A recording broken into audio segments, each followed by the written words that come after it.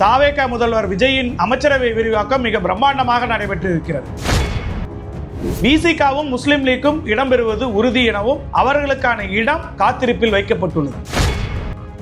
விசிகாவில் வன்னியரசா அல்லது திருமாவே போட்டியிடப் போகிறாரா? திமுக கூட்டணியிலிருந்து விசிகாவும் ஐயுஎம்எலும் விலகி செல்ல போகிறதா அல்லது இதற்கும் ஒரு கதை கட்டப் போகிறார்களா? விஜய் நம்பி வந்த வேலுமணி அண்ட் கோவின் அரசியல் வாழ்க்கை கேள்விக்குறியாகி இன்றைய அமைச்சரவையின் முடிவின்படி தமிழக அரசியலில் விஜய் ஒரு ராஜதந்திரியா அல்லது நம்பிக்கை துரோகியா என்பதை முழுவதுமாக அலசும் காணொளி தான் இது. பாருங்கள், காணலாம். Periyar Maniammai Institute of Science and Technology, Tanjavur. ECE with specialization in AI and ML, IoT, robotics and industrial automation. ஆச்சி மசாலா. எந்த சமையலும் ருசி தேடும் ரகசியம் 20 ரூபாய். தமிழக மக்கள் ஆவலோடு எதிர்பார்த்து கொண்டிருந்த தாவேகாவின் அமைச்சரவை விரிவாக்கம் இன்று பிரம்மாண்டமாக நடந்திருக்கிறது. 23 பேர் இன்று புதிதாக பதவியேற்றிருக்கிறார்கள். 10 பேர் இதற்கு முன்பே இருக்கிறார்கள். விஜய் உள்பட 33 பேர் அமைச்சரவையோடு இன்று வலம் வருகிறது. தமிழகத்தில் 70 ஆண்டுகளுக்கு பின்பு ஒரு கூட்டணி மந்திரி சபையை விஜய் அமைத்திருக்கிறார். காங்கிரஸ் கட்சியின் சார்பில் 2 பேர் அமைச்சர்களாக இருக்கிறார்கள். அதுவும் ராஜீவ்காந்தி நினைவு தினமான இன்று அவர்கள் அமைச்சரவையில் பங்கேற்பது என்பது 59 ஆண்டுகளுக்கு பின்பு காங்கிரஸ் கட்சிக்கு கிடைத்த மிகப்பெரிய வரப்பிரசாதம். விஜய் தனது முதல் மாநாட்டிலே அறிவித்தார்,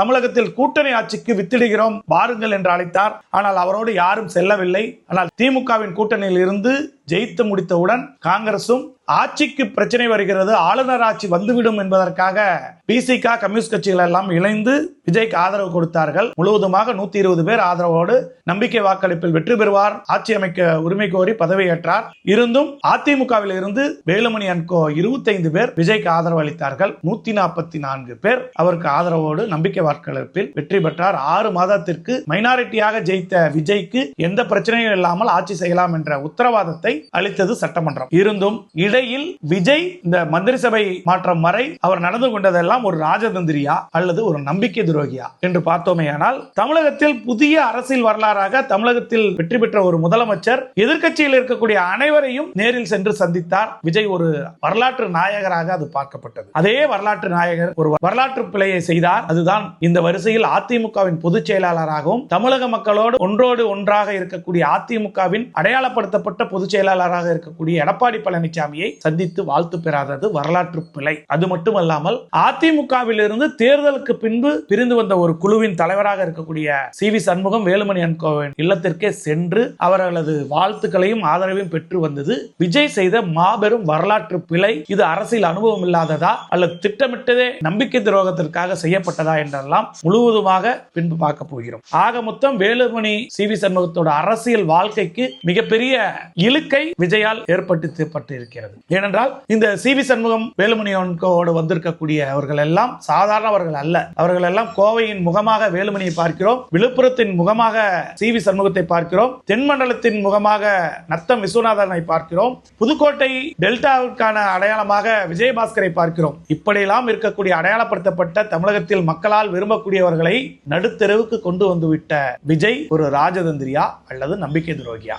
அதிமுகவில் ரத்தத்தின் ரத்தங்கள் 2 பிரிவாக இருந்தாலுமே கூட இந்த நம்பிக்கை துரோகியாகத்தான் விஜய் பார்க்கக்கூடிய நிலைமையை ஏற்படுத்தி விட்டார். இது விஜயின் அரசியல் வாழ்க்கையில் ஒரு கரும்புள்ளியாகவே இருக்க போகிறது. அது மட்டுமல்லாமல் இன்னும் 2 பேர் விசிகா மந்திரி சபையில் பங்கேற்க இருக்கிறது. ஆனால் அங்கு உட்கட்சி குழப்பம். வன்னியரசுக்கு பதவி வழங்கலாம் என்று இருக்கும் சூழ்நிலையில் ஆனால் கட்சியில் திருமாவளவனே அமைச்சரவையில் பங்கெடுப்பது என்றும் திருச்சி கிழக்கில் போட்டியிட்டு எம்எல்ஏ ஆவது என்றும் தாவேகாவுடன் உடன்படிக்கை செய்து கொள்ளலாம் என்றும் ஒரு கருத்து நிலவுகிறது. அதற்கு சிதம்பரம் தொகுதியில் எம்பியாக இருக்கக்கூடிய திருமா ராஜினாமா செய்யும் பொழுது அங்கு நடைபெறும் எம்பி தொகுதியில் திருமா அவர்கள் எம்பி தொகுதிக்கு தாவேகாவுக்கு ஆதரவு அளிப்பது என்றும் திருச்சி கிழக்கில் திருமாவுக்கு ஆதரவு அளிக்க வேண்டும் என்றும் ஒரு எண்ண ஓட்டம் தாவேகாவில் உலாவண்டு கொண்டிருக்கிறது.